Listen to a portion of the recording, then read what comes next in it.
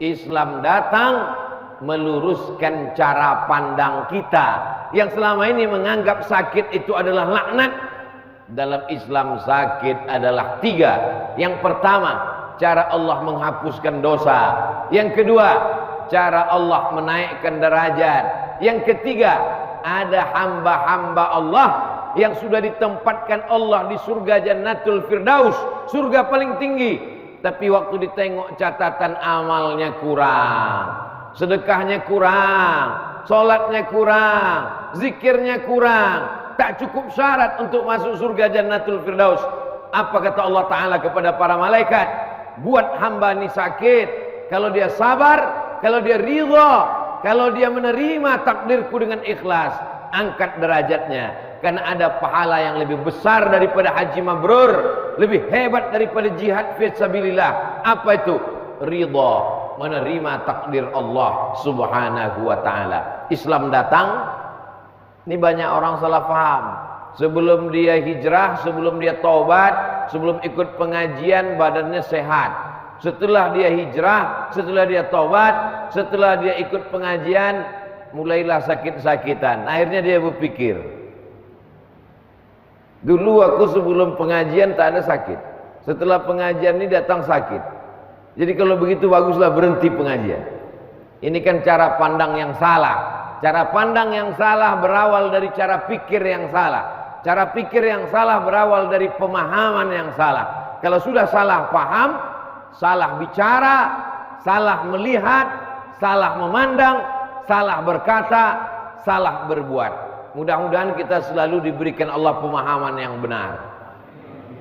Datang seorang perempuan membawa anaknya, dijumpakannya ke Nabi SAW. Doakan anakku ini ya Rasulullah. Apa kata Nabi mendoakannya? 2. Allahumma faqihhu fid din wa 'allimhu ta'wil. 2 doa Nabi untuk anak kecil. Faqihhu fid din, dalamkan ilmu agamanya. Wa 'allimhu ta'wil, ajarkan dia pemahaman agama yang benar. Ada orang yang dalam ilmu agamanya tapi pemahamannya tak benar. Ada orang yang tak paham ilmu agama dan tak paham sama sekali. Makanya kata Allah, kata Rasulullah SAW, dapat wahyu dari Allah, may yuridillahu bihi khairan yufaqihu fid din.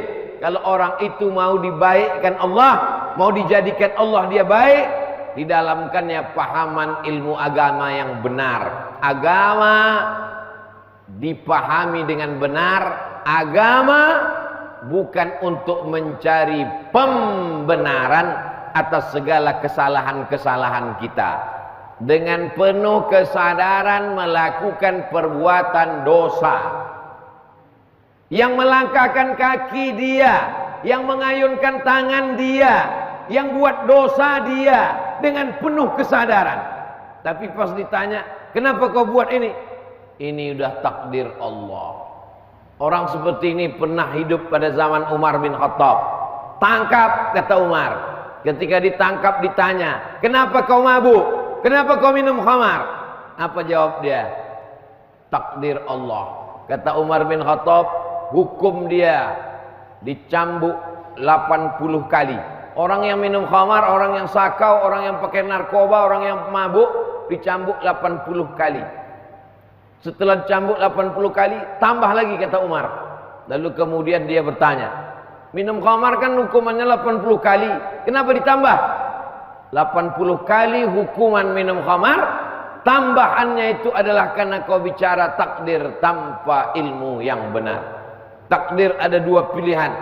Yang pertama kita bisa memilih, yang kedua kita tak bisa memilih.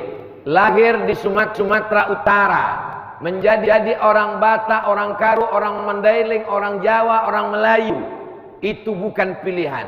Karena dulu malaikat tak pernah mengasih kita pilihan. Kau mau lahir di mana? Kau mau jadi orang apa? Maka kita tak boleh ejek orang karena sukunya. Kenapa? Karena orang tak pernah memilih suku. Suku yang bisa dipilih cuma suku bunga aja. Tapi menjadi orang yang sholat subuh, pilihan. Subuh ini pilihan, mau sholat subuh atau tidak sholat subuh, itu pilihan berada di tangan kita. Dari tadi malam kita sudah bisa memilih. Dengan cara apa? hidupkan jam weker. Wake, bangun. Weker, jam yang bisa membangunkan.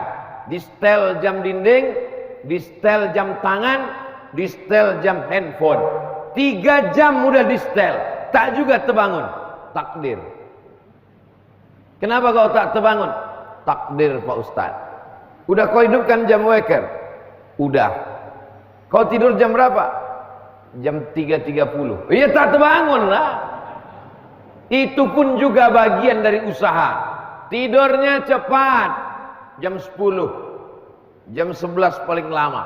12, 1, 2, 3, 4. Usahakan bangun 1 jam sebelum azan subuh. Kenapa 1 jam Pak Ustaz? Katanya waktu yang paling afdol itu jam 2. Nabi bangun jam 2 karena tidurnya sesudah Isya. Isya jam 8, 9, 10, 11, 12, 1, 2. Makruh hukumnya cerita setelah sholat Isya. Habis sholat Isya tidur langsung. Orang sekarang payah tidur cepat. Kenapa? Karena sesudah Isya itulah drakor keluar. Setelah Isya itulah box office muncul. Setelah Isya itu pula lah Manchester United, Liverpool dan Bapak Ibu yang tahu itu. Maka setelah Isya orang tak tidur. Jadi kalau begitu bagaimana? Kita setel jangan sampai tidak bangun sama sekali. Seminim-minimnya sejam sebelum azan subuh terbangun. Saya yakin dan percaya ada di antara bapak ibu masih tetap istiqomah bangun jam 2, jam 3. Malam itu dibagi 3. Malam dibagi 3. Bagaimana cara membaginya Pak Ustaz? Hitungannya setelah Isya.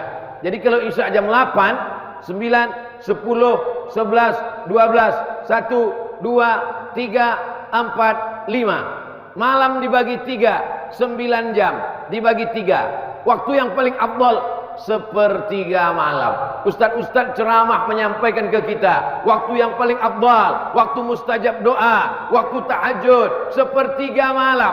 Yang mana 1/3 malam itu? 8 sholat Isya, 5 sholat subuh.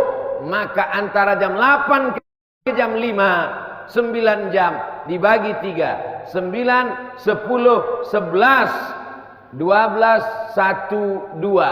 12, 1, 2. Inilah yang dimaksud dengan 1/3 malam. 3, 2, 3, 4.